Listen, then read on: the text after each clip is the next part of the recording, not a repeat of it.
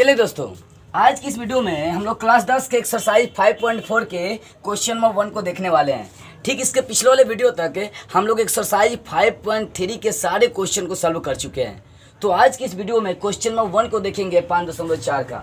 देखिए क्या बोल रहा है, एक एपी दिया हुआ है, उसका कौन सा पद सबसे पहले ऋणात्मक पद होगा ये बताना है। ये एपी है, अब इसका कौन सा पद सबसे पहले ऋणात्मक आएगा आपको ये बताते हुए चलना है। तो ध्यान दो, पहले यहाँ पर है क्या क्या वो देख लो। यहाँ प्रथम पद मिल जाएगा इस एपी से 121, 117, 113 का एपी दिया हुआ, ऐसे डॉट डॉट 4 घटने चल जाना है। तो प्रथम पद आपको 121 मिल गया, मतलब एक का मान सार्वंतक कैसे निकालेंगे, दूसरा पद घटाओ पहला पद, तो 117 घटा हो जाएगा 121। तो 117 में से 121 घटा देंगे, बचेगा -4। तो इस तरह से आपका किसका मान ए और डी का मान निकल गया। अब देखो कौन सा पद ऋणात्मक होगा, तो मान लो कि इसका एनवा जो पद है ना वो ऋणात्मक है, सबसे पहले ऋणात्मक आएगा। और ऋणात्मक कब होता है मालूम है, जब वो 0 से छोटा होता है। तो मान लिया कि n लेस देन 0, मतलब n जो है ना 0 से छोटा है। n एनवा पद है, एनवा पद का मतलब बीच में कोई अंतिम पद इसको बोल सकते हैं, अंतिम पद कोई भी पद। देखो मान लिया कि n लेस देन 0, देखो ऋणात्मक कब आएंगे, जब 0 से छोटा होगा तब। 0 से छोटा होगा तो ऋणात्मक आएगी, अन्यथा 0 से छोटा नहीं होगा तो ऋणात्मक नहीं आएंगे। तो मान लिया कि n क्या 0 से छोटा है। अब n का सूत्र लगा दो, n का सूत्र होता है a plus n-1 into D less than 0। अब देखो a का मान कितना है 121 है, प्लस n-1 गुना डी का मान -4 है, लेस देन 0।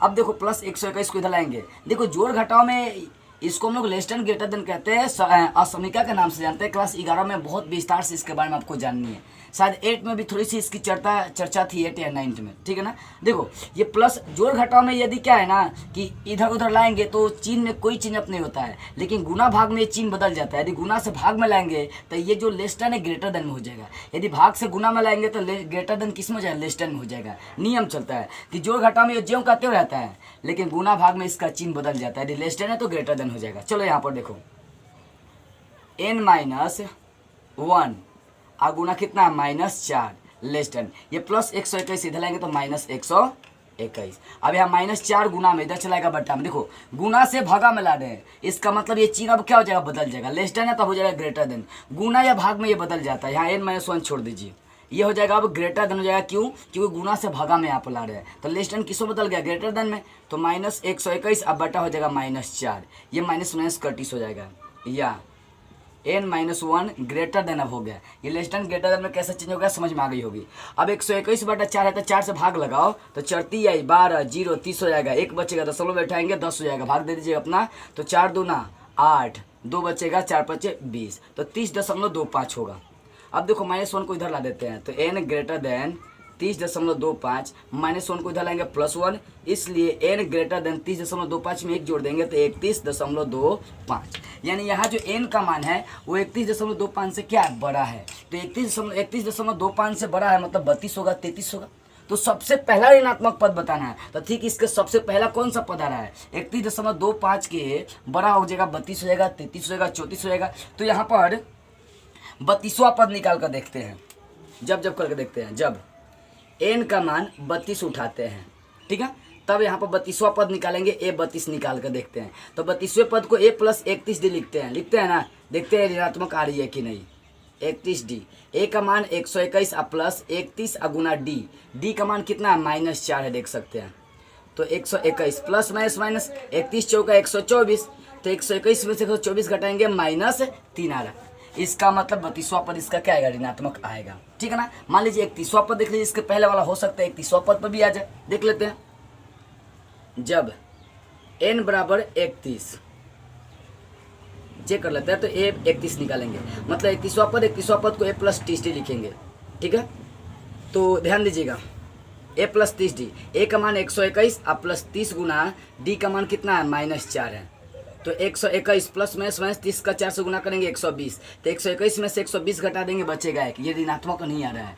आपको बताया कौन सा सबसे पहले ऋणात्मक पद आएगा, तो 31वां पद में कोई ऋणात्मक पद नहीं आएगा, 32वां पद में ऋणात्मक पद आएगा। सबसे पहला ऋणात्मक पद आएगा 32वां पद में, वो कितना आएगा, -3 आएगा। कितना आएगा, -3 आएगा। तो लिख लीजिए, अतः दिए गए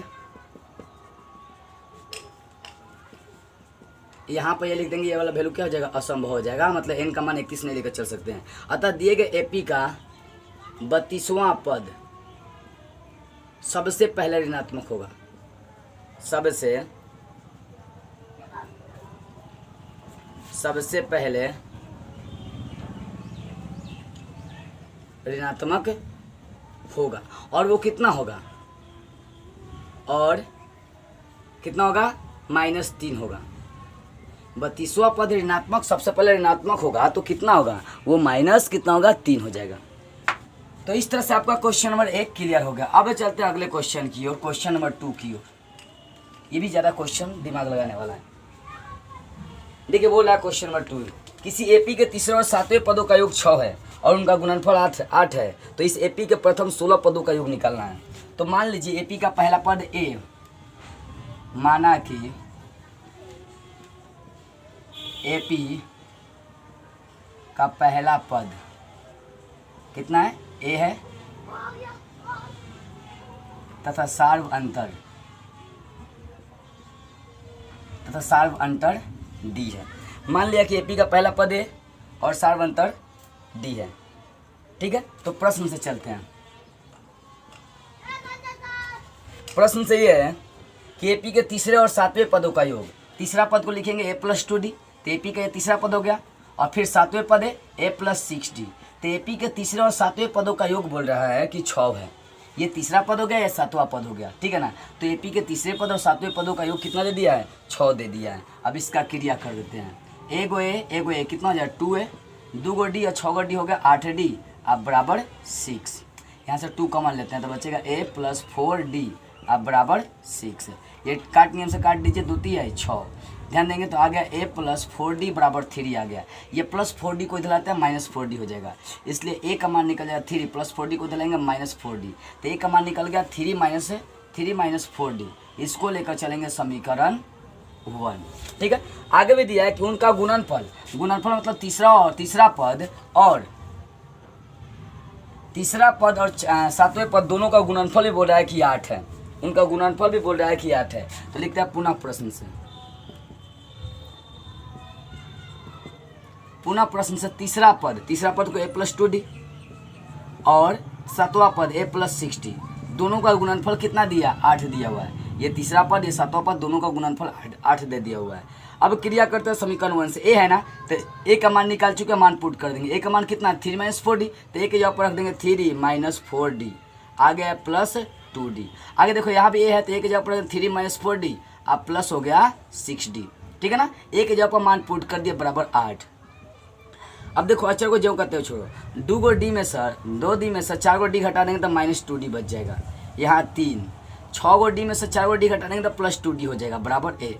अब एक सूत्र बन गया, A - B × A+B, सेम चीज़ है। तो A - B × A+B का सूत्र क्या होता है मालूम है, A² - B², तो 3 का स्क्वायर घटाओ B² मतलब 2D का स्क्वायर बराबर 8।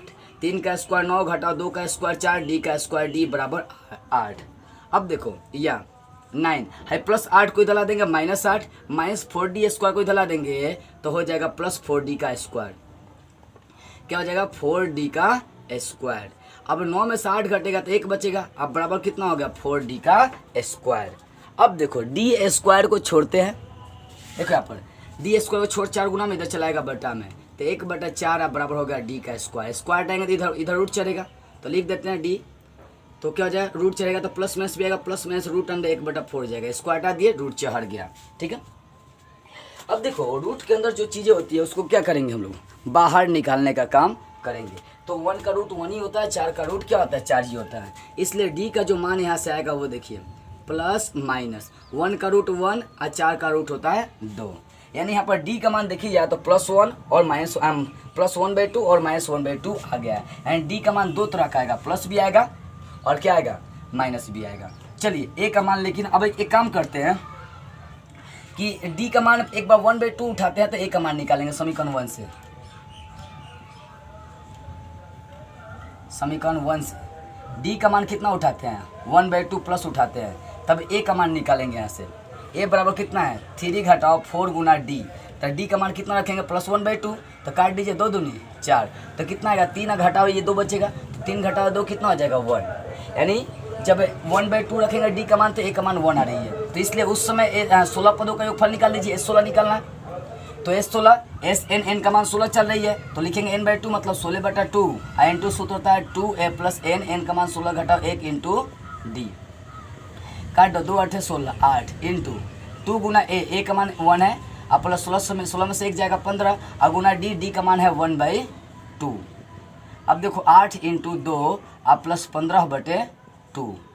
अब 2 दूनी कितना हो जाएगा 4, 2 दूनी 4, 4 में 15 जोड़ देंगे 19/2 हो जाएगा। तो 8 गुना 15, 15 2 दूनी 4 19 हो जाएगा 19/2।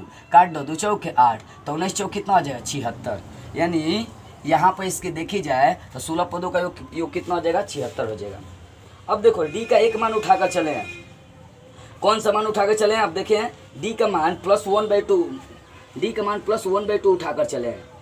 अब चलते हैं माइनस उठाकर चलते हैं, उस समय देखते हैं पुनः समीकरण 1 से ही, पुनः समीकरण 1 से डी का मान कितना उठाएंगे -1/2 उठा लेते हैं।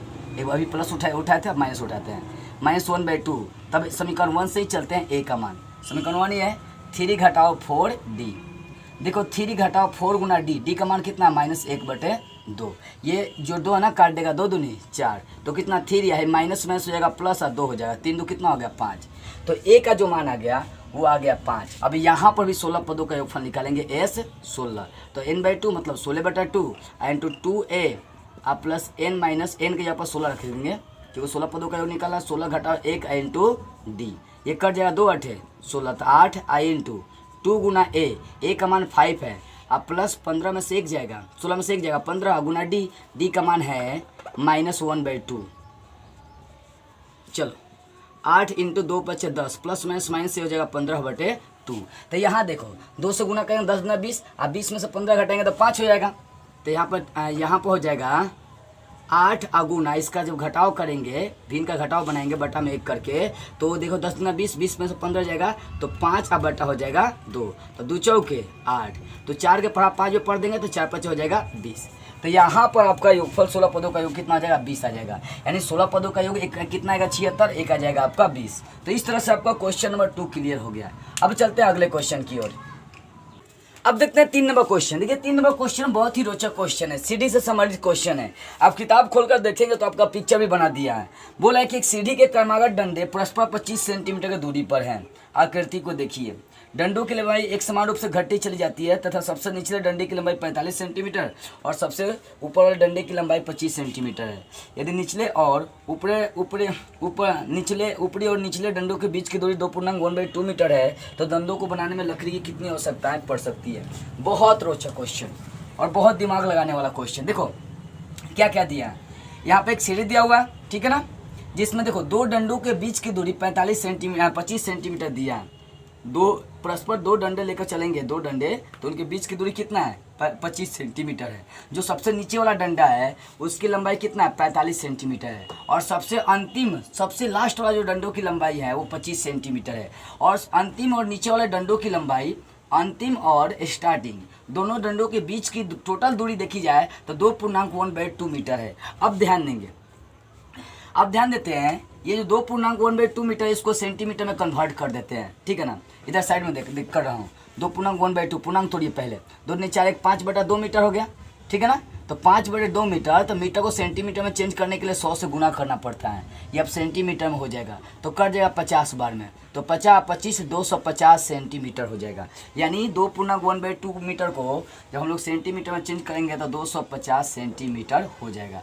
यानी यहाँ से यहाँ तक पूरी लंबाई जो है ना वो कितनी 250 सेंटीमीटर की लंबाई होगी। अब ध्यान देने वाली बात है, ये टोटल लंबाई जब 250 सेंटीमीटर हो गई तो इनके 2 डंडों के बीच की दूरी से जब इसमें भाग करेंगे तो डंडों की संख्या आपकी आपसे निकल जाएगी। तो 2 डंडों के बीच की दूरी 25 सेंटीमीटर, जब 25 से आप टोटल दूरी में भाग करेंगे तो डंडों की संख्या निकल जाएगी। तो लिख देते हैं यहाँ पर, इसलिए डंडों की संख्या, सीढ़ी में डंडों की संख्या कितनी हो जाएगी, ध्यान देंगे। टोटल दूरी कितना है 250 सेंटीमीटर, 250 सेंटीमीटर, और 2 डंडों के बीच की दूरी कितना है 25 सेंटीमीटर। ये सेंटीमीटर से सेंटीमीटर कट खत्म हो जाएगा, 25 दहा 250, यानी यहाँ टोटल डंडे कितने होंगे इस सीढ़ी में, 10 डंडे यहाँ पर होंगे सीढ़ी में, ठीक है। अब चलो डंडू की संख्या पर 10 आ गई और यहाँ से एक एपी भी तैयार होगा, उस एपी को भी मैं लिख दे रहा हूँ।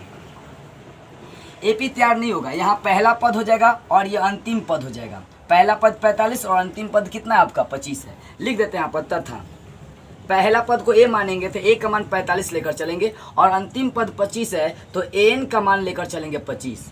तो हमें क्या कितनी लकड़ी की आवश्यकता होगी, तो देखेंगे यहाँ पर जब इसमें 10 सीढ़ी है तो 10 सीढ़ी है तो यहाँ पर 10 सीढ़ी क्या करते हैं निकाल लेते हैं टोटल योग चलते हैं। इसलिए एस 10 यानी एन का मान 10 लेकर चलेंगे तो n/2 मतलब 10/2 n2 एन का मान निकला इसलिए एन वाला सूत्र लगाएंगे a + a n। अब देखो 2 × 5 = 10 कटी से होएगा 5 × a का मान 45 प्लस एन का मान है 25। तो 5 × 25 और 45 कितना होगा 70 हो जाएगा और 70 का 5 से गुना कर देंगे तो 7 × 5 = 35 तो हो जाएगा 350 सेंटीमीटर। यानी 350 सेंटीमीटर लकड़ी की लगभग आवश्यकता पड़ेगी इस सीढ़ी को तैयार करने में। तो इस तरह से आपका क्वेश्चन नंबर 3 क्या हो गया क्लियर हो गया। अब चलते हैं अगले क्वेश्चन को देखते हैं जरा सा। क्वेश्चन नंबर 4, प्रश्न नंबर 4 आपको दिया हुआ है कि एक पंक्ति के, ध्यान देंगे यहाँ पर मैं समझा रहा हूँ। प्रश्न नंबर 4, क्वेश्चन नंबर 4 बहुत रोचक क्वेश्चन है। एक पंक्ति में बोल रहा है कि लगभग 49 कमरे रेडी किए गए हैं। मान लीजिए कि आपका कमरा हो गया, पहला कमरा ऐसे, दूसरा मकान, तीसरा मकान, ऐसे dot dot dot dot dot dot, लगभग यहाँ पर 48 हो जाएंगे, 48वें नंबर, फिर कितने आ जाएंगे 49 नंबर। एंड टोटल मकानों की जो संख्या यहाँ पर दिया 49, ठीक है ना। एक से लेकर कहाँ तक, 1 से लेकर 49 तक मकान आपको दिया हुआ। प्रश्न को पढ़िए कि एक पंक्ति के मकानों को क्रमागत रूप से संख्या 1 से लेकर 49 तक अंकित किया गया है। तो एक ऐसा मान है कि x से अंकित मान से पहले के मकानों की संख्याओं का योग उसके बाद वाले मकानों की संख्या का योग के बराबर है। तो x का मान ज्ञात करना है यहाँ पर, ठीक है ना। बोल रहा है कि यहाँ 1 से लेकर 49 के बीच में x एक ऐसा मान है, ये वाला x एक ऐसा मान है कि ठीक इसके पहले वाले संख्याओं का योग और बाद वाले संख्याओं का योग आपस में क्या है बराबर है। तो x के पहले वाला संख्या क्या हो जाएगा x - 1 और इसके बाद वाला कितना हो जाएगा x + 1। यहाँ पर ध्यान देंगे तो प्रश्न से जरा सा चलेंगे यहाँ पर। तो यहाँ पर ये तो एक एपी बन रहा है 1 से लेकर 49 तक। तो यहाँ पर ABC का मान क्या होगा ये मैं पहले क्लियर कर दे रहा हूँ। A का मान पहला पद 1 हो जाएगा और यहाँ से D का मान दूसरा पद घटाओ पहला पद 2 घटाओ 1 बराबर 1। तो A का भी मान 1 और D का भी मान यहाँ पर क्या निकल गया 1 निकल गया। और साथ में अंतिम पद आपको कितना मिल रहा है 49 मिल रहा है कि अंतिम पद कितना है यहाँ पर 49 है। यानी n का मान आपको मिल गया है 49। तो यहाँ से तो इसकी कोई n की आवश्यकता पड़ेगी नहीं, छोड़ दीजिए, n की आवश्यकता पड़ेगी नहीं।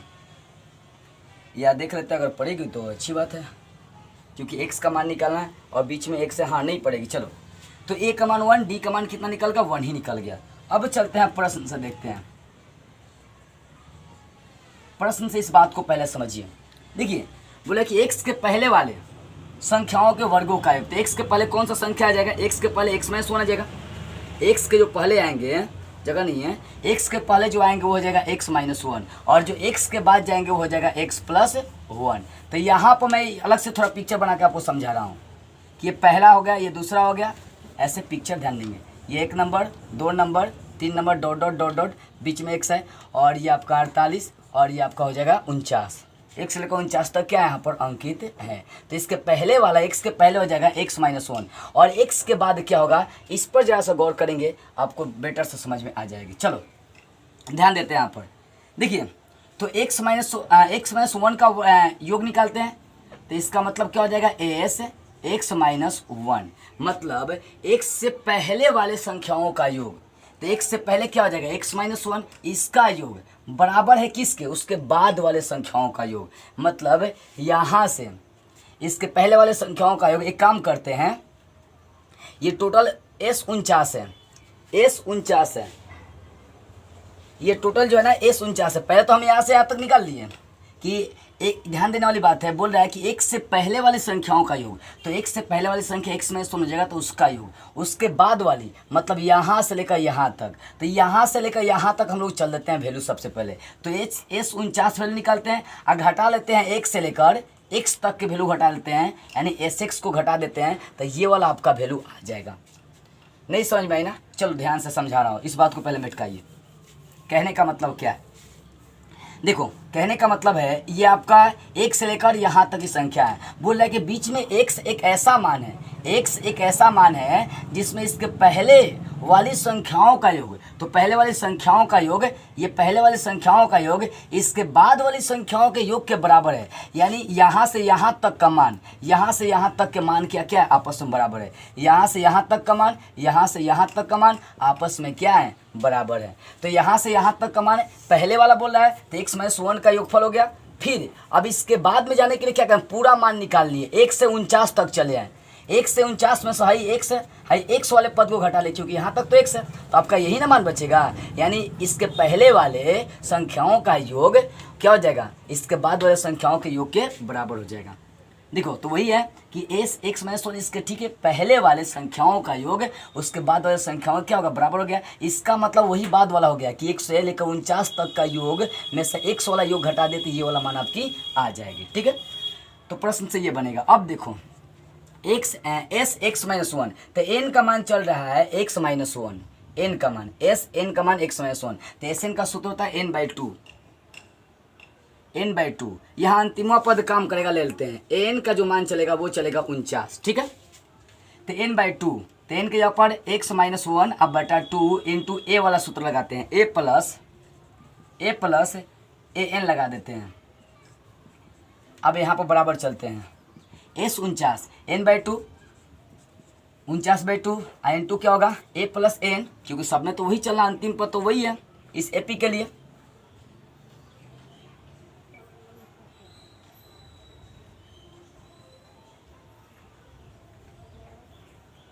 एक काम कर देते हैं, एन का मान नहीं लेकर चलते हैं, ठीक है ना, इसको हटा दीजिए। वैसे जो सूत्र आप सिंपली लगाते हो वही लगाते चलिए, कोई समस्या खड़ी नहीं हो, क्योंकि समझदारी से बनाना है इस क्वेश्चन को। चलो, एस एन का सूत्र x - 1 आप बाई 2 इंटू क्या होगा? 2a आप प्लस n - 1। तो ध्यान देंगे, अब ध्यान देने वाली बात यहाँ पर भी आ रही है। n - 1, तो n का मान कितना है? x - 1, ये n घटाओ 1 होता है। n2 आपको d चाहिए, तो d का मान कितना है? 1 है। इसको मैं मिटका दे रहा हूँ आपके समझने के लिए। चलो, अब बराबर में चलते। s 49 Sn, तो 49/2 इंटू 2a होता है, तो 2 गुना a का मान 1 निकला है, अब प्लस n - 1, तो 49 घटाओ 1 इंटू d, और d का मान कितना भर देंगे? 1 भर देंगे, क्योंकि एक ही है यहाँ। फिर आगे घटाओ sx, यानी x पदों का योग चाहिए, तो x/2 लिख देंगे, इंटू 2 है, तो 2 गुना a का मान 1, और फिर प्लस n - 1 मतलब x - 1 इंटू d का मान कितना लिख देंगे? 1 लिख देंगे। तो इस तरह से ये वाला मान आपका आ गया। चलिए, अब इसका क्रिया करते चलते हैं। x - 1/2 इंटू 2a का मान यहाँ पर रख दो डायरेक्ट 1, 2 का 1 से गुना कर देंगे 2। यहाँ देखो प्लस x - 2, x - 2 का ध्यान देने वाली बात आ रही है। x - 1 -1 -2 हो जाएगा ना, तो x - 2, तो x - 2 का 1 से गुना करेंगे, कोई ऐसा नहीं पड़ेगा, वही होगा x - 2। फिर बराबर 49/2, यहाँ पर देखते हैं 2 का 1 से गुना करेंगे 2, अब प्लस 49 में से 1 घटेगा 48, 48 का 1 से गुना कर देंगे, हो जाएगा 48, माइनस x/2 इंटू 2 का 1 से गुना करेंगे 2, और x - 1 का 1 से गुना कर देंगे, तो वही हो जाएगा x - 1। x - 1, यहाँ पर देखो प्लस 2 - 2 का डिस हो गया, तो सिर्फ यहाँ पर गुना में बच गया आपका x है। अब बराबर 49/2 और गुना 2 48 कितना हो जाएगा? 50 हो जाएगा, माइनस x/2। यहाँ पर देखो क्या क्या आ रही है, यहाँ 2 में से 1 जाएगा, पहले तो x/2 लिख दिया, 2 में से 1 जाएगा तो 1 बचेगा, अब प्लस कितना हो गया? x हो गया। अब देखो ये कट जाएगा, 25 बचे 100, 25 दूना 100, 50 हो जाएगा, 2 का 25 से काट दिए। अब यहाँ x से गुना कर देंगे तो x² माइनस x, अब बटा हो जाएगा 2। अब बराबर यहाँ 25 का 49 से गुना कर दे तो 1225 आ जाएगा, करके देखो।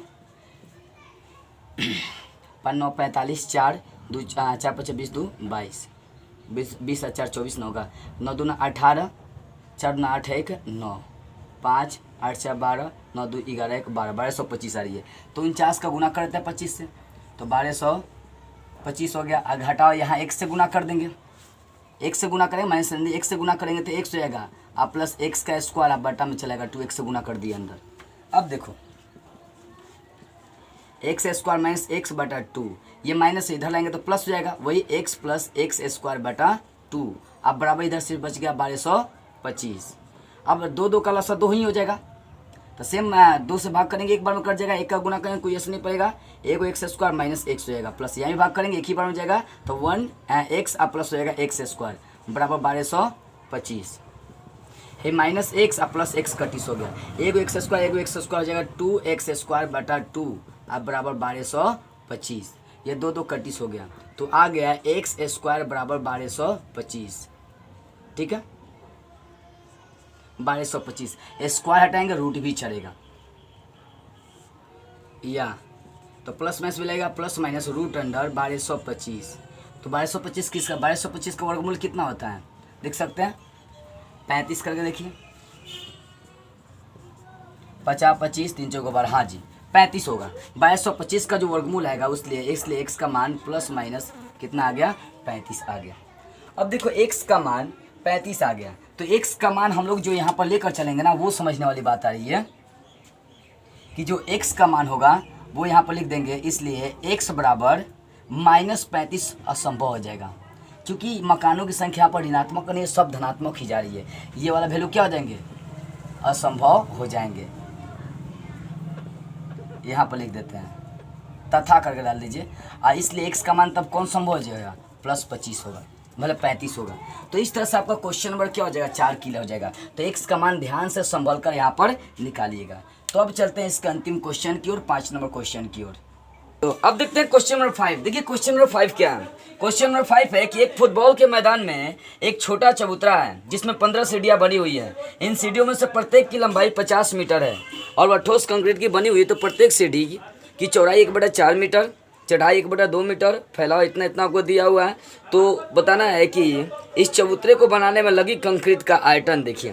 चलिए किताब खोलिए और देखिए, एक चित्र दिया, चबूतरा दिया जिसमें 15 सीढ़ियाँ हैं। ये बगल में जो पिक्चर आपको दिखाई दे रहा है इसको ध्यान से देखिए, इसी टाइप का आपका क्या है, चबूतरा दिया हुआ है। इसमें दिया हुआ लंबाई 50 मीटर, चौड़ाई 1/4 मीटर, और नहीं चौड़ाई नहीं, ऊंचाई 1/4 मीटर और फैलाव 1/2 मीटर दिया हुआ है। तो बताना है कि इस चबूतरे को बनाने में कितनी कंक्रीट का आयतन मतलब लगेगा, पूरा का पूरा पिक्चर देखिए।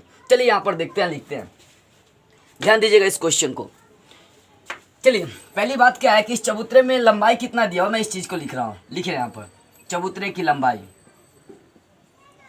चबूतरे में सीढ़ी की लंबाई,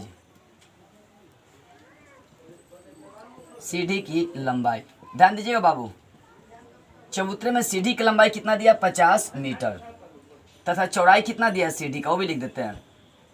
चौड़ाई आपको सीढ़ी का दिया हुआ है, ध्यान दीजिए, गौर करिए, सीढ़ी का चौड़ाई 1/2 मीटर दिया हुआ है, 1/2 मीटर, और ऊंचाई कितना दिया हुआ है, जिसको ऊंचाई कितना दिया हुआ है जिसको चढ़ाई हम लोग कहते हैं, ऊंचाई आपको दिया हुआ है 1/4 मीटर।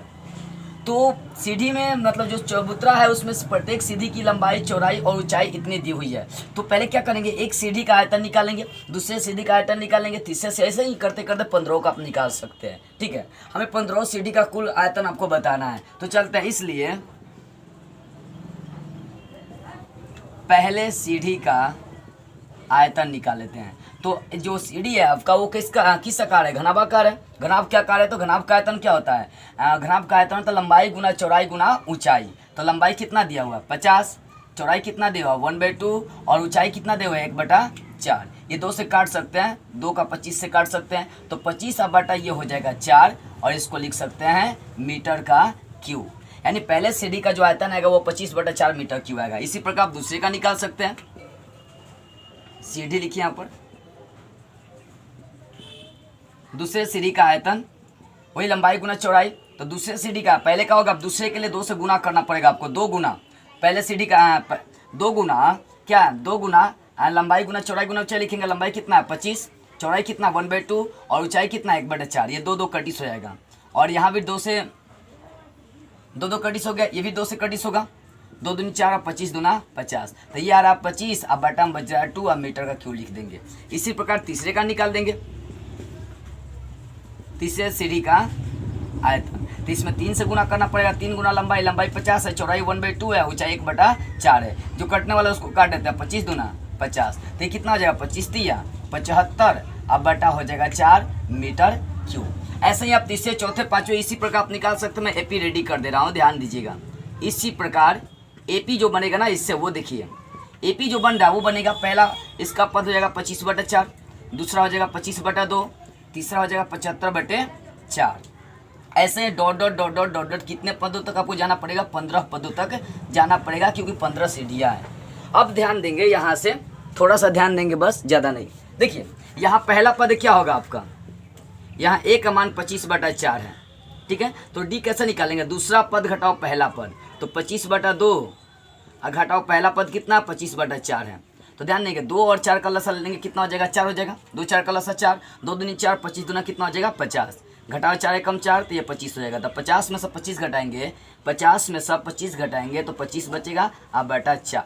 तो यहाँ पर d का भी मान कितना आ गया? 25/4 आ गया, ठीक है। और n का मान कितने पदों तक जाना? 15 पदों तक, इसलिए निकाले थे। इसलिए S 15 यानी n का मान 15 चल रहा है, तो Sn का सूत्र कितना? Sn का सूत्र होता है n/2, n का मान 15 चल रहा है, तो लिख देंगे 15/2 इंटू 2a प्लस n का मान 15 घटाओ 1 इंटू d, ठीक है। अब इस बात पर जरा सा फोकस करिएगा ध्यान से। चलिए यहाँ देखिए 15/2 इंटू 2 गुना a का मान 25/4 है, ठीक है। अब प्लस n, ध्यान देंगे n का जो मान है यहाँ पर देखिए 15 में से 1 घटेगा 14, और गुना d का मान कितना? 25/4। यहाँ से 2 कॉमन ले लेते हैं, 15/2, 2 यहाँ से कॉमन ले लेते हैं। जब 2 खींचेंगे तो ये हो जाएगा 25/4, और प्लस यहाँ से 2 खींच लेंगे तो बचेगा 7, क्योंकि 14 में से 2 खींचेंगे तो 7 बचेगा, और गुना कितना? 25/4। यहाँ 2 2 क्या हो गया? 31 हो गया, ठीक है। इधर मैं साइड में क्रिया कर दे रहा हूँ। चलिए यहाँ इंटू में बचेगा 15 इंटू कितना होगा? 25/4 प्लस, अब यहाँ देखो 7 का 25 से गुना कर दो, तो 25 छः 150, ये हो जाएगा 175। 7 का 25 से गुना करो, 7 5 35, 7 9 14 17, 175 बटे हो जाएंगे ये 4। अब देखिए 15, यहाँ पर 4 4 का लस लेंगे 4 हो जाएगा। जब नीचे वाला लस सेम होता है, मतलब 4 4 है, तो ऊपर वाले को जोड़ देंगे 25, 175 जोड़ेंगे तो हो जाएगा ये 200। अब बटा कितना हो गया? 4। अब ये कटने वाला है तो इसको काट डालिए, देखिए कटने वाला है कि नहीं। ये कटेगा 4 5 20, 50 बार में ये क्या हो जाएगा? कट जाएगा आपका। तो 15 और गुना कितना हो गया? 50 हो गया। 15 का 50 से गुना कर देंगे तो 15 5 75, 750 मीटर क्यूब। एंड टोटल जो है ना वहाँ पर चबूतरे को बनाने में टोटल आयतन कितने लगेंगे? तो 750 मीटर क्यूब लगेंगे। तो इस तरह से आपका एक्सरसाइज 5.4 क्लियर हो गया। बस आज की इस वीडियो में इतना ही। अगले वीडियो में अगले एक्सरसाइज के साथ हम लोग फिर मिलेंगे।